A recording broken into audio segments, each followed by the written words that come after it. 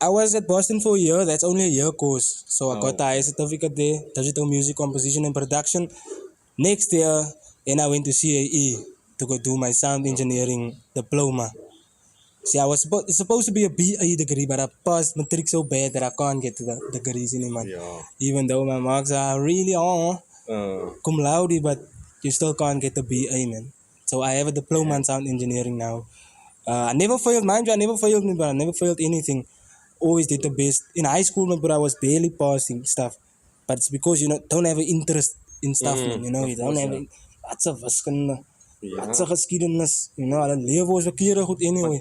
but that also seems like an unfair thing just because you didn't pass now you were trick but you passing yeah now you don't get a BA. That's a bit hectic. It's I crazy, didn't man, know bro. that. Damn. It's crazy, but the system. Damn. I passed my matric. I didn't fail my matric. I failed physics.